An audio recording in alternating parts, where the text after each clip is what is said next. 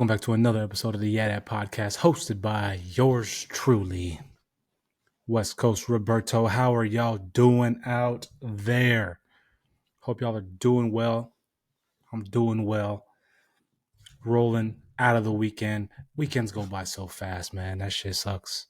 Sucks, but it is what it is. And it actually seems like time is flying. It's March, y'all. We are in March. Holy smokes. But back with another episode. Thank y'all for tuning in. For those of you new to the podcast, welcome. I appreciate y'all for taking the time to listen, to watch, etc., etc. For all you returning OG supporters, you already know what time it is. You already know I got love for y'all, and I appreciate y'all so much. YeahDat. Last episode 59. Appreciate the struggle.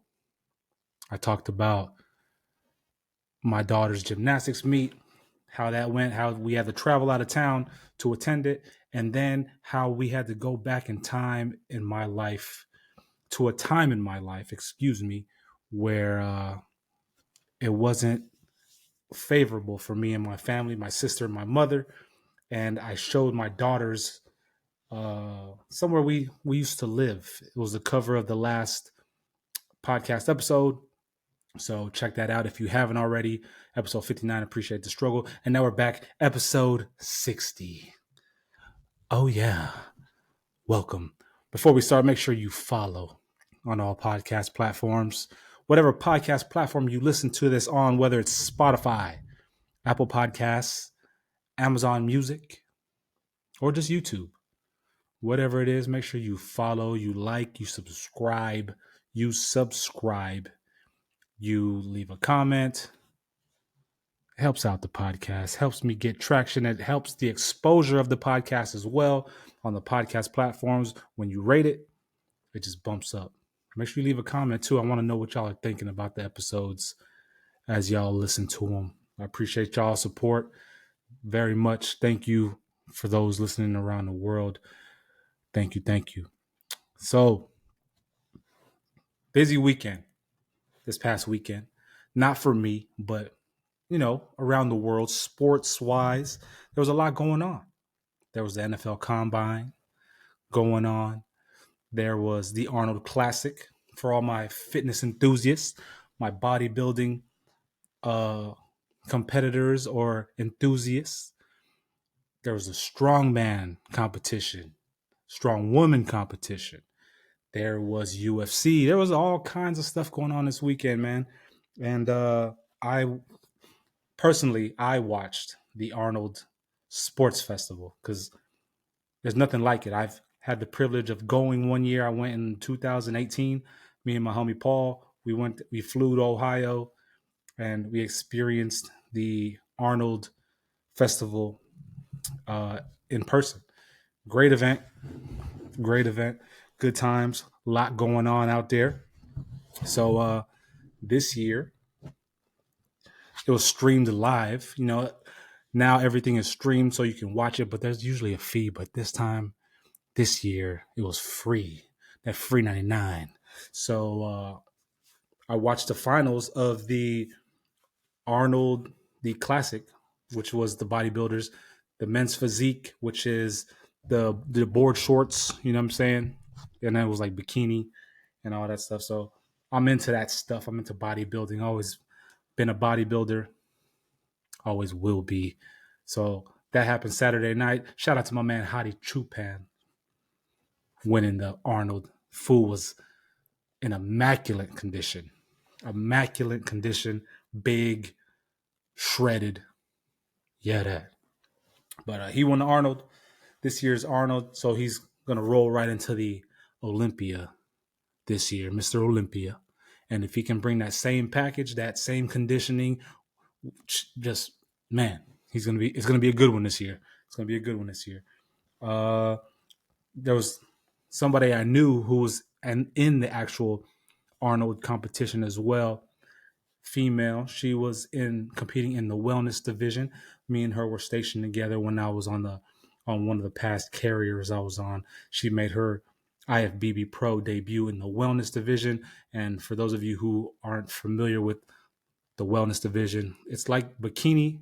However, the ladies are a little more filled, a little more voluptuous down bottom. So they got bigger legs, bigger glutes. So the judging criteria is different than bikini. But shout out to Courtney.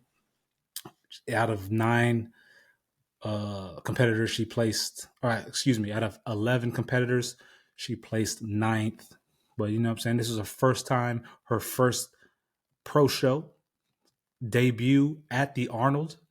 It's a big show. So shout out to her for even taking the stage. You know what I'm saying? So top 10. You know what I mean? Not bad. Not bad at all. But yeah, man, just a lot going on. The strong woman competition was fucking savage. Golly. Some strong women out there. And it's crazy because I was talking to one of my guys at work today, and he asked me a question that my wife and I were talking. We had asked each other on the way down to South Carolina for my daughter's gymnastics meet a week or two ago. And the question was, if you were with somebody or dating or however, and they told you something, what would you do? I'll get into that later, or I might save that for another episode. But dude was talking about that same question, which I thought it was kind of funny and ironic that he brought that up and asked me. And he was like, yeah, man, she gonna be all strong and shit. And I was just like, there's strong females out there. What are you talking about, fool? He's like, no, I'm just saying. I was like, what are you saying? Because there are strong females out there, a lot of them. And a lot of them are just strong, naturally strong. That doesn't mean they used to be men. They're just strong. Like, you sound ignorant right now. But anyways, the strong woman competition sponsored by Rogue. That shit was crazy. I had it on as I was working out back here in my home gym, and the events, the stone medley, I think it was called.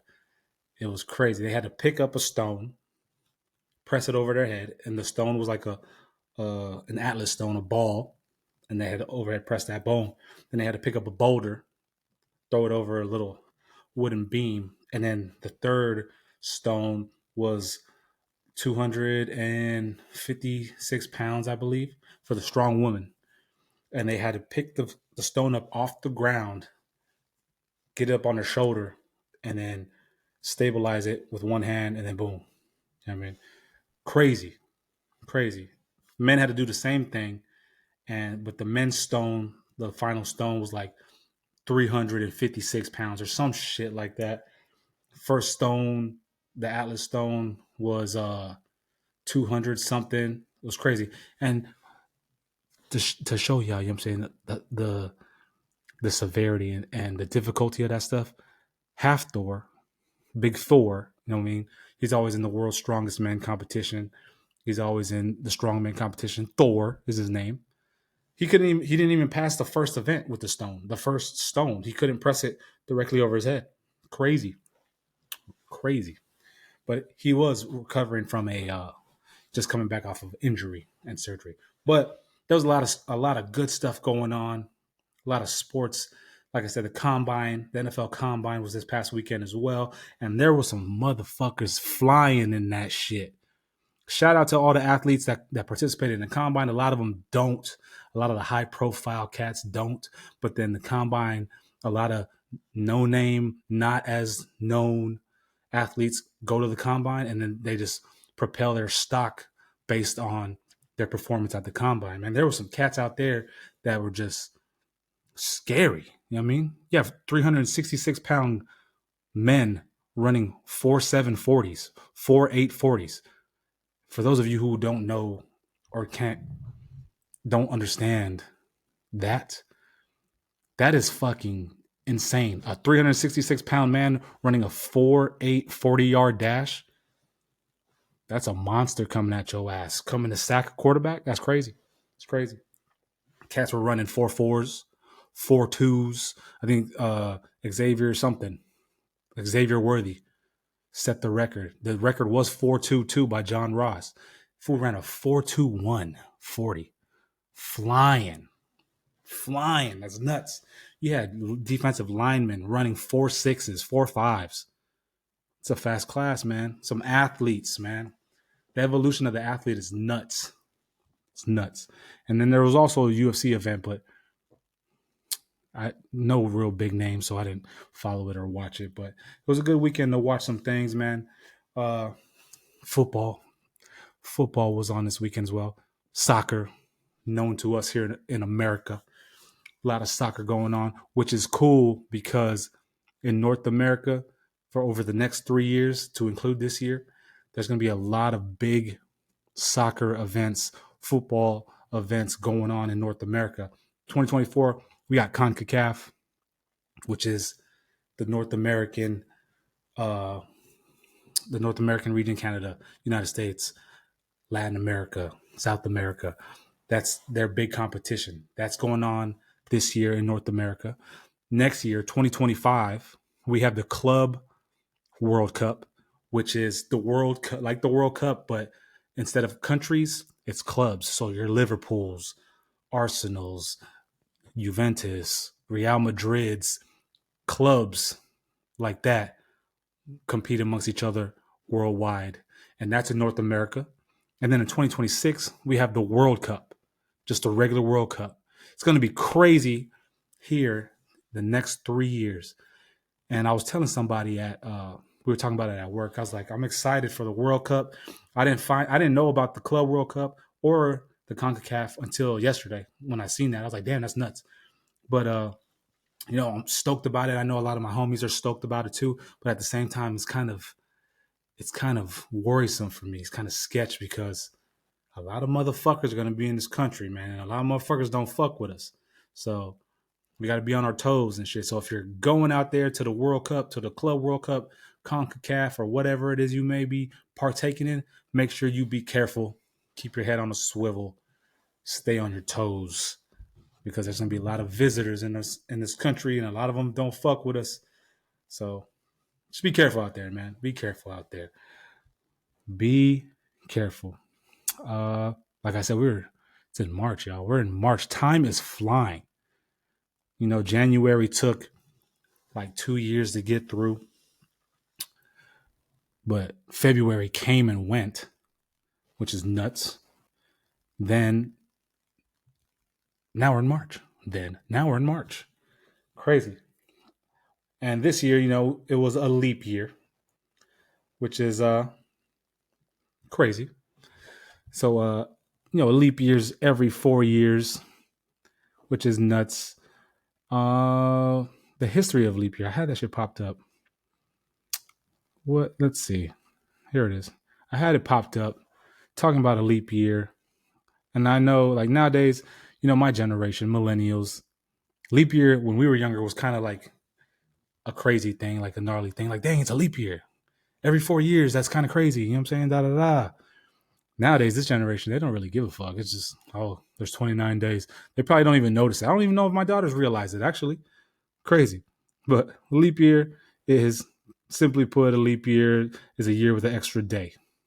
Added every 4 years to the calendar, which is crazy as well because I saw a video the other day, or actually not too long ago, talking about the calendar and how the calendar, the first month of the year, was starting in April. April was the first day or the first month of the year. So if that's the case, where did January, February, and March come from? And why?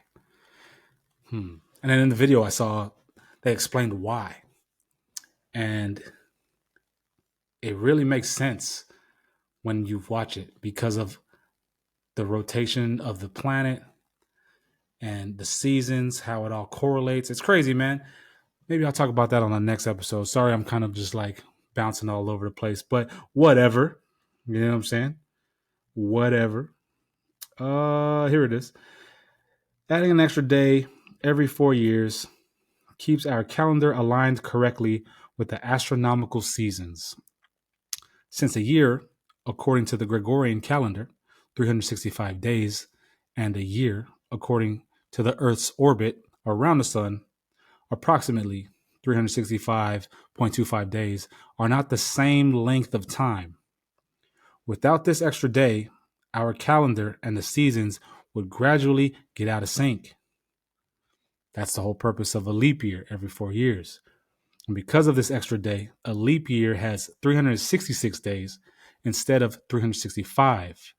Additionally, a leap year does not end and begins on the same day of the week as a non-leap year does, which is crazy because it's the Gregorian calendar. What I was referring to was the Tartarian calendar.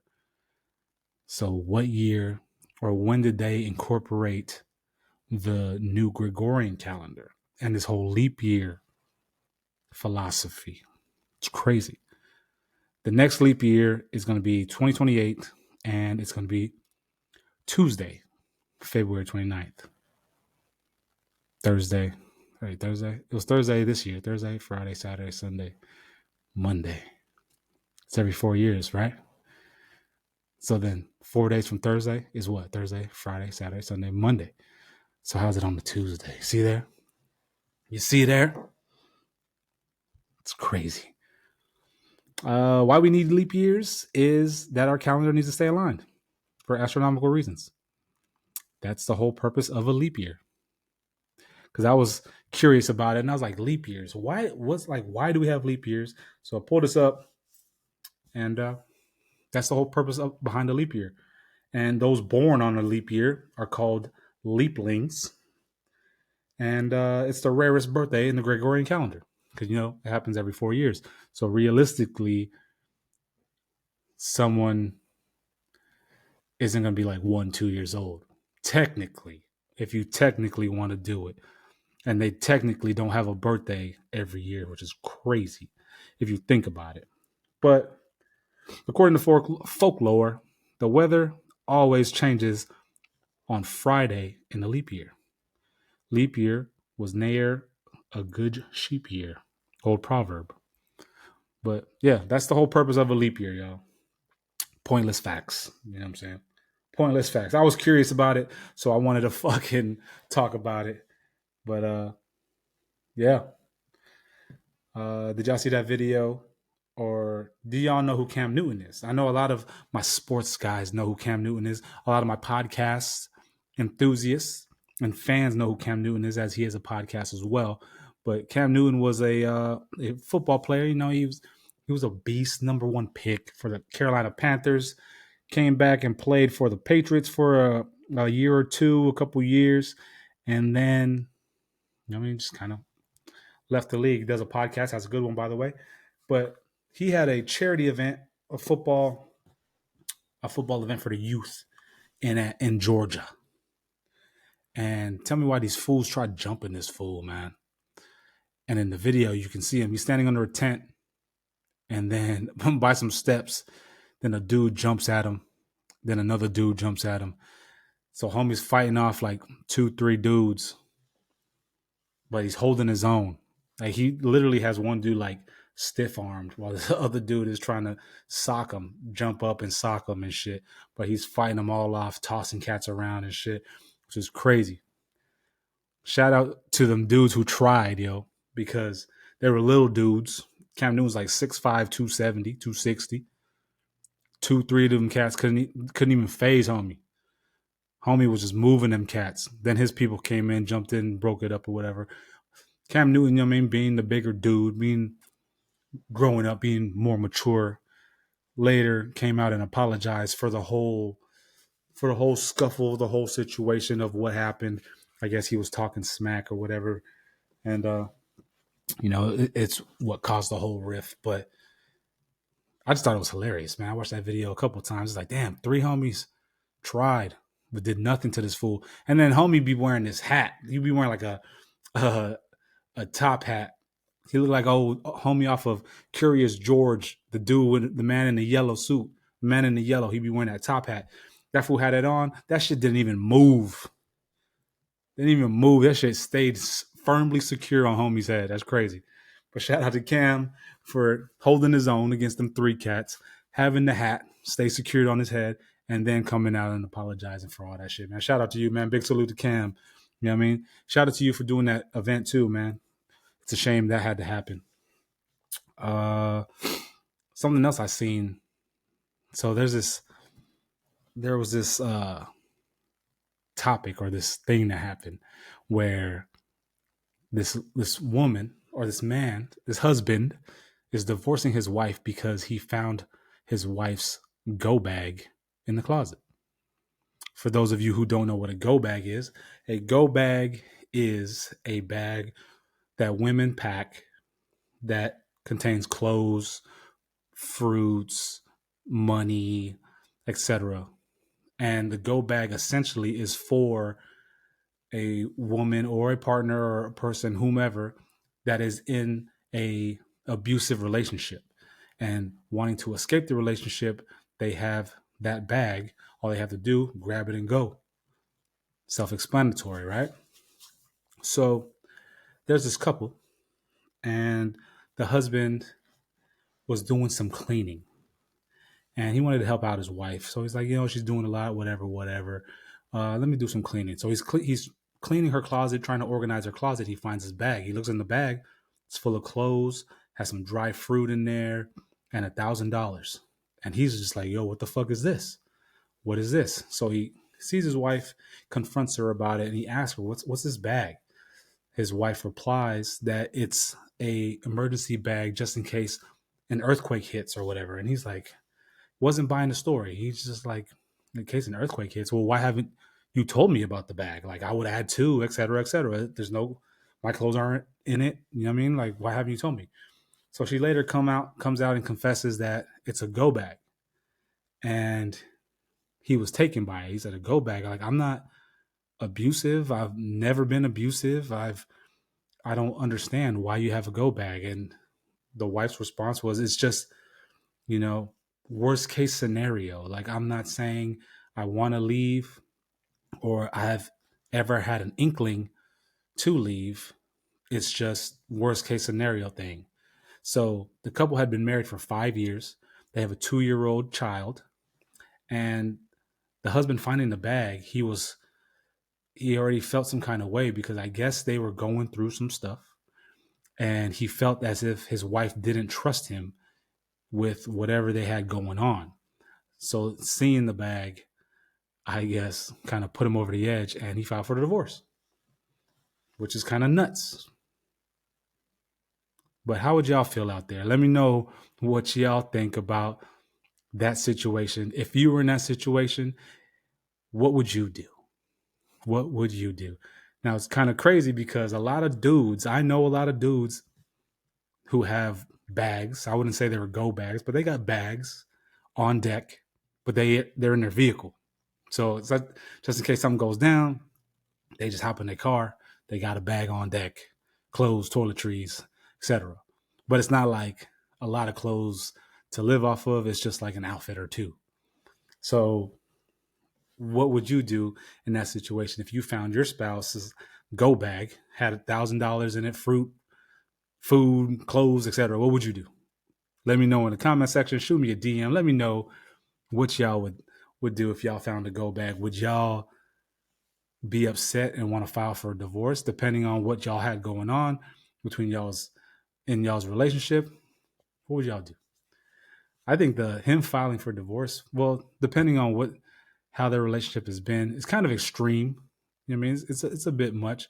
He's kind of him saying that he feels like she doesn't trust him. That's kind of like, is that your guilty conscience? You know what I mean? Like, what's going on now? So I think that's a bit too extreme for him to want to file for divorce or whatever. But I don't know. I would bring it up and we would talk about it. Like, okay, well, what's this worst case scenario? Like, all right, okay, like, this is how this makes me feel. But what would y'all do? Let me know. Let me know in the comments section. Would y'all divorce y'all's partner? But so that, to refer back to that question that my man asked me at work that my wife and I were talking about, I really don't want to talk about it right now and bring it up because I want my wife to be on. And we talked about it. I want her to be on the pod and us discuss her answer because I think it'd be interesting. And it's an interesting question too. So I'm going to save it for a future episode. So y'all just stand by for that. But yeah, yeah, it's funny, and it was just such a coincidence. He asked me that same fucking question. That was crazy. And finally, I've been bulking. I've been bulking for the winter. You know what I mean? Wintertime bulking season, and I recently started back working out. I've been working out this whole time, but I've been just devouring food, trying being in a calorie surplus, and that's the whole point of bulking is to being in a caloric surplus and turning those added calories into muscle mass. And there's many ways you can do it. You can do it dirty, which is basically nothing. You're just eating whatever you want. Excuse me, whatever you want, whenever you want, and not caring or counting calories or your macros, which is your protein, fats, and your carbs. Or there's like a clean way to do it. You can, which is still being in the caloric surplus, but doing it cleaner. You know what I mean? It's up to you. A lot of people, a lot of people, a lot of quote unquote experts aren't down with the dirty bulk, but whatever. But anyways, for me, I have been bulking, so I've been in a caloric surplus, meaning my calorie intake has been high. So I've been smashing food, protein, just adding a lot more calories to my diet, and training as well, not doing any cardio. So last week was my day one of my leaning, my path to leaning out from the bulk. So my bulk ended. Essentially, that's basically what I'm saying. My bulk ended. So, um, it's a gradual process. I'm gonna slowly incorporate cardio, which I was gonna do cardio today, but I didn't. I'll probably do some yoga later though. Me with my wife, we probably do some yoga.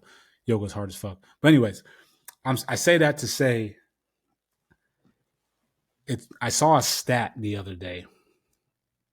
The United States is, or well, actually, I saw two interesting stats. One of them being humans are now fatter than pigs. Yeah, that's what I said. Humans are statistically fatter than pigs. On average, pigs are 16% body fat, and the average American male is 28% body fat, and an American woman on average is 40% body fat, which is crazy. Think about that. An average male, American male, is 28% body fat, and an average American woman is 40% body fat. A pig is 16% body fat. Now, people think about pigs, they think about big, sloppy, nasty, disgusting, dirty animals. So you think that about a pig. We fatter than pigs. And I know people are going to be like, man, well, our body frames are different. We can't really compare to that, et cetera, et cetera. Stop it. Just think about that, man. If that's you, do what you got to do, man. Do what you got to do to better yourself. And it's not, you don't got to be a fitness influencer. Just think about longevity.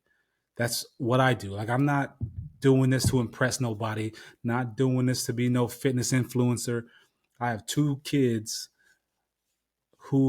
in which I want to be there for. I want to grow old. I want to be that fit grandpa, in shape grandpa. I want to see them have kids, my kids have kids. If that's the case, I just want to be around for all these events. So that's my whole sole purpose of being in shape, exercising my heart. So that way I can be around for the longevity aspect of it. I don't care to be the biggest dude, the strongest dude in the room. I don't care about all that. I'm here for longevity. So if you fall into one of them categories, do something to change that. The toughest part of it is starting. Starting is the hardest part. Going one day, taking out one day, turning it into 2 days, 3 days. Second hardest part of it, being consistent with it. You can start all day, or you can start, boom, but then you stop and you're inconsistent. Oh yeah, I went Tuesday. My second day was on Friday. Then my next day was on Wednesday. The consistency and just consistently going is the second hardest part. And statistics say that it takes about 30 days for somebody to be really fluid and consistent into a workout regimen. So start off with your workout, take baby steps. You ain't got to go hard in the paint. Don't get discouraged by anybody in the gym.